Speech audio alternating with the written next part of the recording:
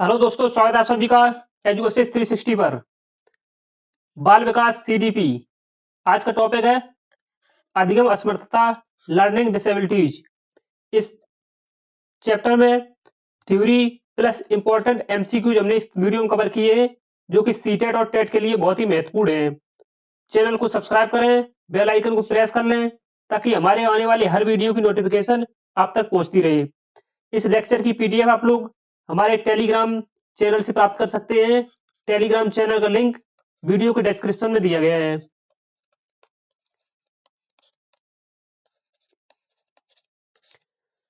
चलिए शुरू करते हैं। पहला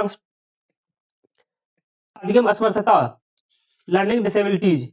अधिगम असमर्थता एक ऐसी स्थिति है जिसमें व्यक्ति को पढ़ाई और शिक्षा से जुड़ी बुनियादी गतिविधियों जैसे पढ़ने में समस्या, लिखने में समस्या और गणना करने में समस्या होती है। भाषा को समझने की क्षमता को प्रभावित करती है अधिगम असमर्थता। अधिगम असमर्थता सामान्य बुद्धिमत्ता के बावजूद हो सकती है और इससे व्यक्ति की स्कूल, काम और सामाजिक जीवन में प्रदर्शन पर प्रभाव पड़ता है।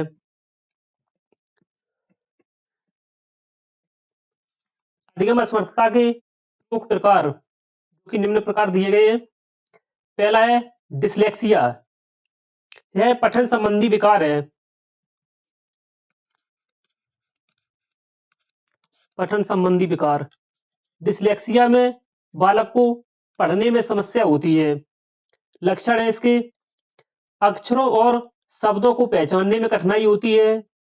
वाक्यों को पढ़ने और समझने में समय लगता है और अक्सर शब्दों या अक्षरों को उल्टा पढ़ते या लिखते हैं। जैसे उदाहरण है कैट को टीएसी के रूप में पढ़ना। यह एक पठन संबंधी विकार है, डिसलेक्सिया। अगला है डिस्ग्राफिया। डिस्ग्राफिया यह एक लेखन संबंधी विकार है। इसमें बालक को लिखने में समस्या होती है। लेखन संबंधी विकार।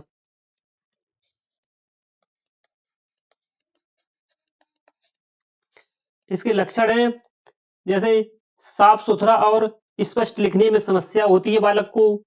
वाक्यों को लिखते समय व्याकरणिक और वर्तनी की गलतियां होती हैं। लिखने में दर्द या असुविधा महसूस करता है बालक। उदाहरण है इसके जैसे पढ़ाई को पढ़ाई या पढ़ाई लिखना। यह एक अधिगम यह लेखन संबंधी विकार है, डिस्ग्राफिया। जैसे इस पढ़ाई में मात्रा को देना बालक भूल जाता है और जैसे ये यहाँ पर बिंदी रखना भूल जाता है। इस यह लेखन संबंधी विकार डिस्ग्राफिया के अंतर्गत आ जाते हैं। अगला है डिस्कैलकुलिया। यह गणना संबंधी विकार है। इस विकार में बालक को गणना करने में समस्या होती है। गणना संबंधी विकार।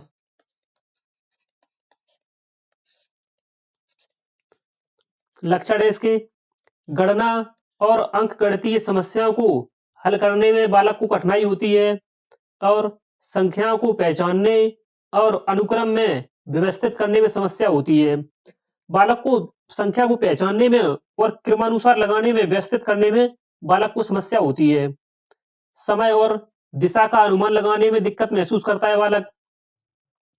जैसे उदाहरण है 8 + 5 को हल करते समय बार बार गलत जवाब देना।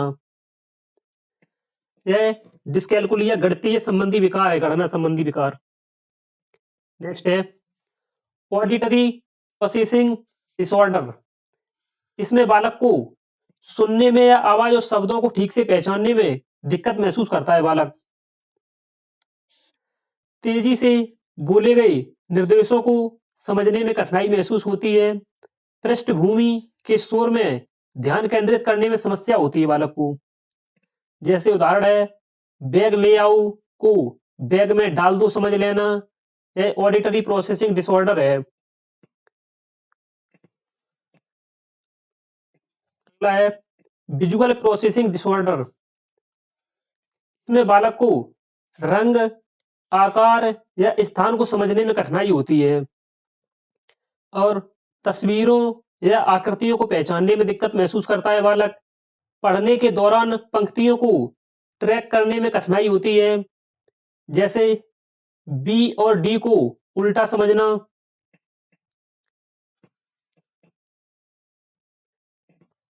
नेक्स्ट है non verbal learning disorder.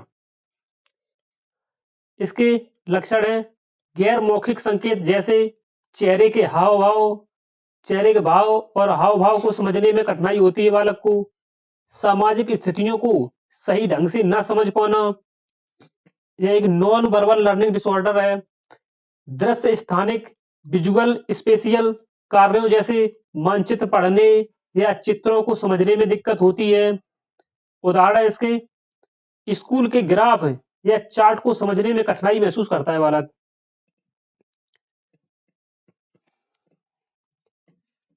Next है हाइपर एक्टिविटी और अटेंशन डिसऑर्डर ADHD।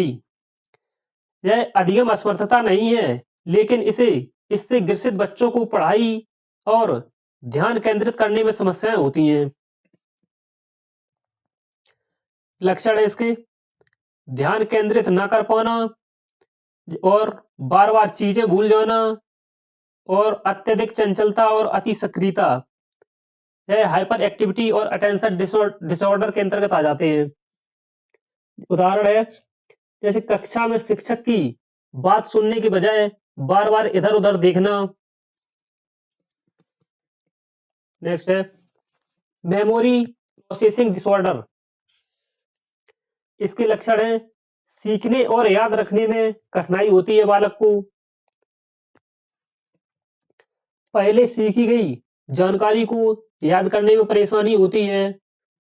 दी गई जानकारी को सही क्रम में पुनः प्रस्तुत करने में असमर्थता महसूस करता है बालक। मेमोरी प्रोसेसिंग डिसऑर्डर में बालक को याद रखने में समस्या होती है। जैसे उदाहरण है कक्षा में पढ़ाया गया पाठ याद न कर पाना, यह मेमोरी प्रोसेसिंग डिसऑर्डर है। नेक्स्ट है एग्जीक्यूटिव फंक्शनिंग डिसऑर्डर। इसके लक्षण है कार्यों को सही ढंग से व्यवस्थित न कर पाना, समय प्रबंधन में समस्या, निर्णय लेने और समस्या सुलझाने में कठिनाई होती है। एग्जीक्यूटिव फंक्शनिंग डिसऑर्डर में बालक सही कार्यों को सही ढंग से नहीं कर पाते हैं। समय प्रबंधन में बालकों को समस्याएं होती हैं, निर्णय लेने और समस्या सुलझाने में कठिनाई महसूस करते हैं। जैसे उदाहरण है किसी प्रोजेक्ट को सही समय पर पूरा न कर पाना। नेक्स्ट है कैप्चुअल मोटर डिसऑर्डर या परसेप्चुअल मोटर डिसऑर्डर। इसके लक्षण हैं लिखने, ड्राइंग बनाने या अन्य मोटर स्किल्स में कठिनाई होती है। हाथ और आंख के समन्वय में समस्या महसूस करते हैं। उदाहरण है लाइन के भीतर रंग भरने में कठिनाई होती है बालक को। अधिगम असमर्थता के कारण। अधिगम असमर्थता किन कारणों से बालकों में होती है, इसके कारणों पर प्रकाश डालते हैं। पहला है जन्मजात कारण। बालक के अधिगम असमर्थता के कारणों में से एक है जन्मजात कारण। गर्भावस्था के दौरान मस्तिष्क का विकास सही ना हो पाना, जन्म के समय ऑक्सीजन की कमी या चोट का कारण हो सकता है। दूसरा है आनुवंशिक कारण। परिवार में पहले से ऐसी समस्याओं का इतिहास रहा हो, यह एक आनुवंशिक कारण है। तीसरा है मस्तिष्क का कार्य।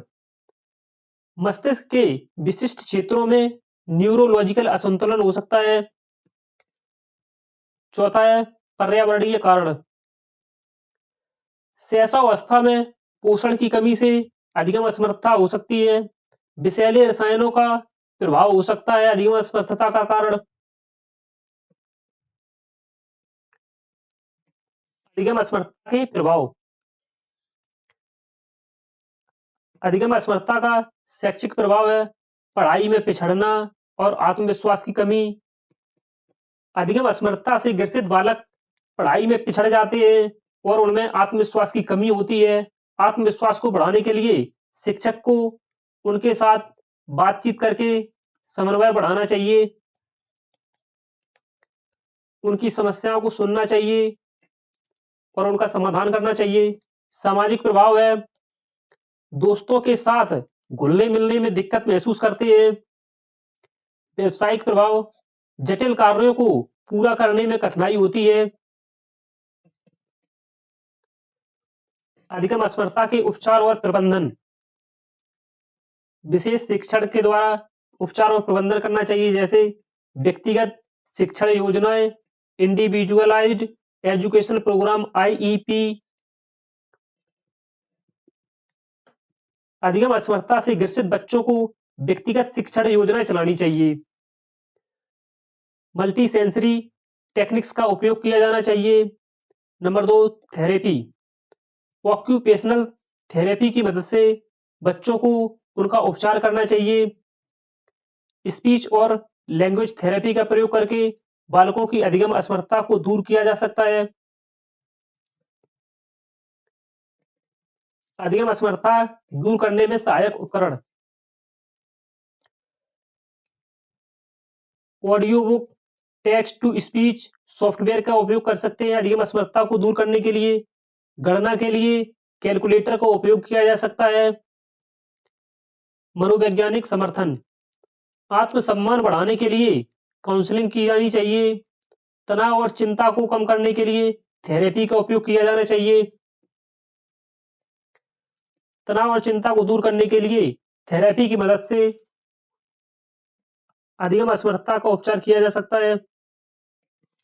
लक्षण है इसके, अधिगम असमर्थता के लक्षण, पढ़ने लिखने या बोलने में धीमापन, अक्षरों और शब्दों को सही क्रम में नहीं लिख पाना, दिशा, समय और स्थान को समझने में समस्या होती है, गणना करने में कठिनाई महसूस करते हैं, ध्यान केंद्रित करने और निर्देशों को पालन करने में परेशानी होती है बालकों को।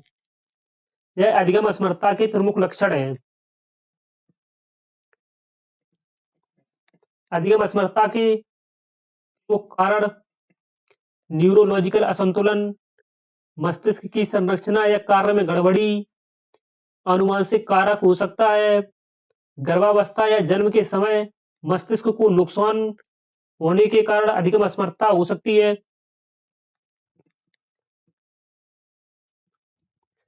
अधिगम असमर्थता टॉपिक से संबंधित हमने इस वीडियो में MCQs बहुकल्पी प्रश्न लिए हैं जो कि CTET और TET के लिए बहुत ही महत्वपूर्ण है।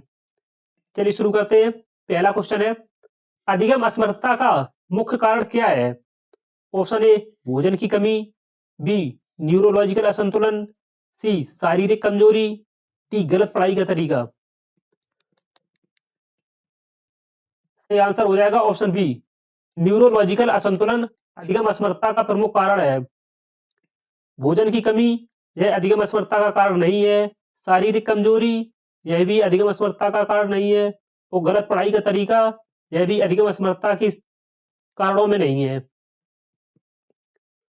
नेक्स्ट है, डिसलेक्सिया से संबंधित है। ऑप्शन ए, पढ़ने में कठिनाई, बी, गणना करने में कठिनाई, सी, लिखने में कठिनाई, डी, सुनने में कठिनाई। सही आंसर हो जाएगा ऑप्शन ए, पढ़ने में कठिनाई। डिसलेक्सिया विकार में पढ़ने में कठिनाई होती है। गणना करने में डिस्ग्राफिया, डिस्कैलकुलिया में बालक को गणना करने में कठिनाई महसूस होती है। लिखने से संबंधित है डिस्ग्राफिया, डिस्ग्राफिया में बालकों को लिखने में समस्या होती है। नेक्स्ट है, डिस्कैलकुलिया का अर्थ क्या है? ऑप्शन ए, गणना करने में कठिनाई, बी, पढ़ाई में रुचि की कमी, सी, लिखने में समस्या, डी, ध्यान केंद्रित करने में समस्या। डिस्कैलकुलिया में बालक को गणना करने में कठिनाई होती है। नेक्स्ट है, कौन सा लक्षण अधिगम असमर्थता का संकेत है? ऑप्शन ए खेलकूद में अच्छा प्रदर्शन, बी अक्षरों को सही क्रम में नहीं लिख पाना, सी रचनात्मक सोच, डी पढ़ाई में रुचि।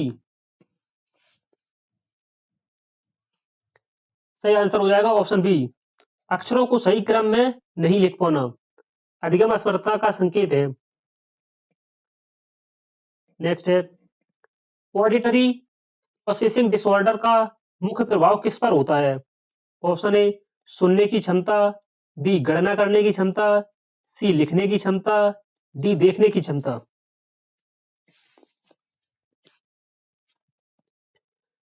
सही आंसर हो जाएगा option A, auditory processing disorder में बालक को सुनने की क्षमता को प्रभावित करता है।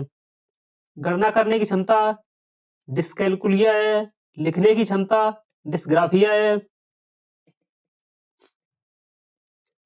नेक्स्ट है, अधिगम असमर्थता सबसे सामान्य लक्षण क्या है?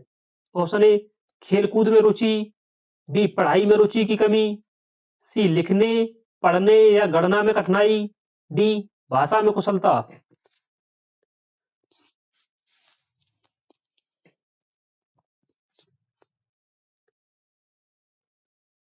सही आंसर हो जाएगा ऑप्शन सी, सबसे उपयुक्त आंसर होगा।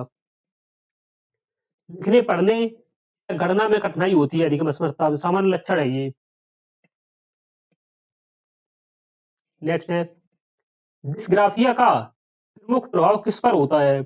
ऑप्शन ए पढ़ने पर, बी लिखने पर, सी गणना करने पर, डी बोलने पर। सही आंसर हो जाएगा ऑप्शन बी, डिस्ग्राफिया का प्रमुख प्रभाव लिखने पर पड़ता है। नेक्स्ट है, कौन सा अधिगम असमर्थता सुनने और समझने से संबंधित है?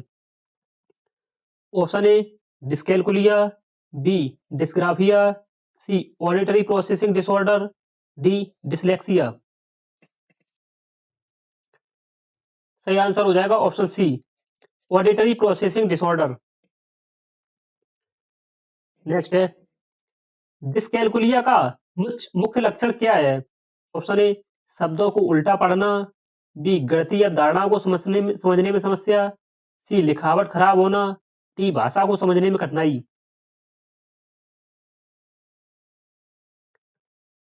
सही आंसर हो जाएगा ऑप्शन बी, गणितीय अवधारणाओं को समझने में समस्या होती है डिस्कैलकुलिया में।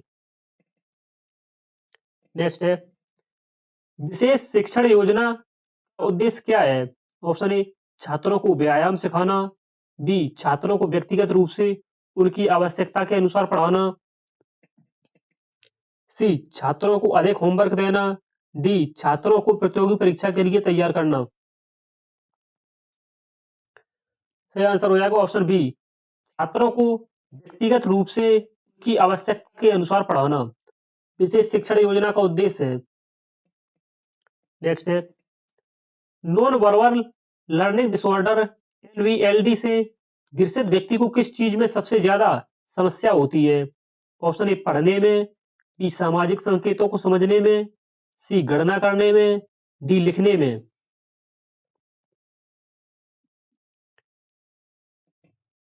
क्या आंसर हो जाएगा ऑप्शन बी, सामाजिक संकेतों को समझने में।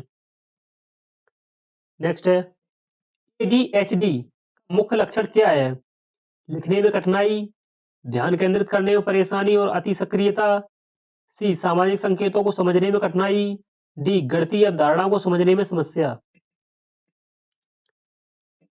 क्या आंसर हो जाएगा ऑप्शन बी, ध्यान केंद्रित करने में परेशानी और अति सक्रियता ADHD का मुख्य लक्षण है। नेक्स्ट है, मेमोरी प्रोसेसिंग डिसऑर्डर का मुख्य प्रभाव क्या होता है? ऑप्शन ए लिखावट खराब होना, बी नई और पुरानी जानकारी को याद रखने में कठिनाई, सी गणना में गलती करना, डी सामाजिक स्थितियों में असमंजस। सही आंसर हो जाएगा ऑप्शन बी, नई और पुरानी जानकारी को याद रखने में कठिनाई होती है, मेमोरी प्रोसेसिंग डिसऑर्डर का मुख्य प्रभाव है। नेक्स्ट है, परसेप्चुअल मोटर डिसऑर्डर से ग्रसित बच्चों में कौन सी समस्या सबसे आम होती है? ऑप्शन ए गणित के प्रश्न हल करना, बी हाथ और आंख के समन्वय में कठिनाई, सी पढ़ने और समझने में समस्या, डी भाषा सीखने में देरी। सही आंसर हो जाएगा ऑप्शन बी, हाथ और आंख के समन्वय में कठिनाई। परसेप्चुअल मोटर डिसऑर्डर से ग्रसित बालकों में यह समस्या आम होती है। नेक्स्ट है, एग्जीक्यूटिव फंक्शनिंग डिसऑर्डर का मुख्य प्रभाव क्या होता है? ए समय प्रबंधन और योजना बनाने में समस्या, बी गणना करने में कठिनाई, सी अक्षरों को उल्टा पढ़ना, डी मोटर स्किल्स में समस्या। सही आंसर हो जाएगा ऑप्शन ए, समय प्रबंधन और योजना बनाने में समस्या महसूस होती है एग्जीक्यूटिव फंक्शनिंग डिसऑर्डर में। नेक्स्ट है, डिसलेक्सिया का मुख्य रूप से प्रभावित करता है? ए लिखने की क्षमता, बी पढ़ने की क्षमता, सी गणना करने की क्षमता, डी बोलने की क्षमता। ये आंसर हो जाएगा पढ़ने की क्षमता। नेक्स्ट है, डिस्कैल्कुलिया का प्राथमिक लक्षण क्या है? ऑप्शन ए अक्षरों को सही क्रम में न लिख पाना, बी संख्याओं को पहचानने और उपयोग करने में समस्या, सी सामाजिक संकेतों को समझने में कठिनाई, डी मोटर कौशल में परेशानी। ये आंसर हो जाएगा ऑप्शन बी, संख्याओं को पहचानने और उपयोग करने में समस्या। नेक्स्ट है, ऑडिटरी प्रोसेसिंग डिसऑर्डर एपीडी से ग्रसित व्यक्ति को किस चीज में समस्या होती है? ऑप्शन ए सुनी गई जानकारी को समझने में, अक्षरों को सही तरीके से लिखने में, गणितीय अवधारणाओं को समझने में, हाथ और आंख के समन्वय में। आंसर है ऑप्शन ए, सुनी गई जानकारी को समझने में। नेक्स्ट है, निम्नलिखित में से कौन सी अधिगम असमर्थता विजुअल प्रोसेसिंग डिसऑर्डर बीपीडी से संबंधित है? ऑप्शन ए पढ़ने के दौरान पंक्तियों का अनुसरण करने में कठिनाई, बी सुनने में कठिनाई, सी लिखावट का खराब होना, डी सामाजिक बातचीत में परेशानी। आंसर हो जाएगा ऑप्शन ए, पढ़ने के दौरान पंक्तियों का अनुसरण करने में कठिनाई। नेक्स्ट है, डिस्ग्राफिया का लक्षण क्या है? ऑप्शन ए साफ और व्यवस्थित लिखने में कठिनाई, बी पढ़ाई में रुचि की कमी, सी दिशा और समय का सही अनुमान लगाने में परेशानी, डी गणितीय अवधारणाओं को समझने की में समस्या। सही आंसर हो जाएगा ऑप्शन ए, साफ और व्यवस्थित लिखने में कठिनाई होती है डिस्ग्राफिया में। नेक्स्ट है, नॉन वर्बल लर्निंग डिसऑर्डर का मुख्य प्रभाव किस पर होता है? ऑप्शन ए गणना करने की क्षमता, बी सामाजिक संकेत और दृश्य स्थानिक कौशल पर, सी पढ़ने की गति और प्रभाव पर, डी सुनने और भाषा समझने में। आंसर हो जाएगा ऑप्शन बी, सामाजिक संकेतों और दृश्य स्थानिक कौशल पर प्रभाव पड़ता है। नेक्स्ट है, अधिगम असमर्थता का कौन सा प्रकार समय प्रबंधन में समस्या उत्पन्न करता है? Option A auditory processing disorder, B dysgraphia, C executive functioning disorder, D dyscalculia. Answer हो जाएगा option C, executive functioning disorder. Next है, हाइपर एक्टिविटी और ध्यान केंद्रित न कर पाना किससे संबंधित है? A dyslexia, B dyscalculia, C ADHD, D visual processing disorder. Answer हो जाएगा ऑप्शन सी, एडीएचडी। नेक्स्ट है, अधिगम असमर्थता के बच्चों में कौन सी क्षमता सामान्य रहती है? ऑप्शन ए पढ़ने की क्षमता, बी सामान्य बुद्धिमत्ता, सी लिखने की क्षमता, डी गणितीय कौशल। आंसर हो जाएगा, सबसे उपयुक्त आंसर है ऑप्शन बी, सामान्य बुद्धिमत्ता, आईक्यू। नेक्स्ट है, कौन सा अधिगम असमर्थता मोटर कौशल और लिखने की क्षमता को प्रभावित करता है? Option A dyscalculia, B perceptual motor disorder, C auditory processing disorder, D non verbal learning disorder. Answer है option B, perceptual motor disorder. Next है, मेमोरी प्रोसेसिंग डिसऑर्डर का मुख्य प्रभाव किस पर होता है?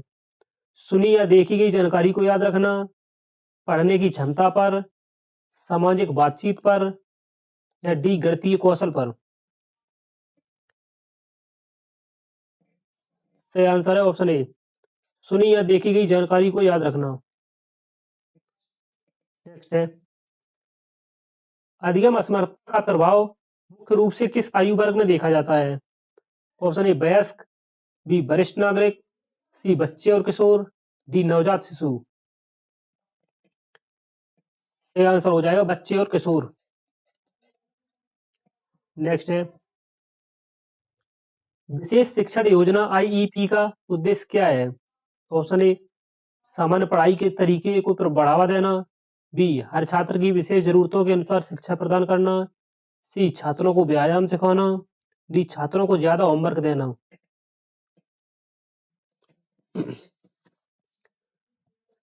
आंसर हो जाएगा ऑप्शन बी, हर छात्र की विशेष जरूरतों के अनुसार शिक्षा प्रदान करना। निम्नलिखित में से कौन सा उपकरण अधिगम असमर्थता वाले बच्चों की मदद करता है? Option A text to speech software, B video game, C sports उपकरण, डी पजल गेम्स। आंसर हो जाएगा option A text to speech software. Next है, अधिगम असमर्थता को किस प्रकार पहचाना जा सकता है? ऑप्शन ए बुद्धिमत्ता परीक्षण, बी व्यवहारिक और शैक्षिक मूल्यांकन, सी खेल प्रदर्शन, डी भोजन की आदतों का अध्ययन। आंसर हो जाएगा ऑप्शन बी व्यवहारिक और शैक्षिक मूल्यांकन।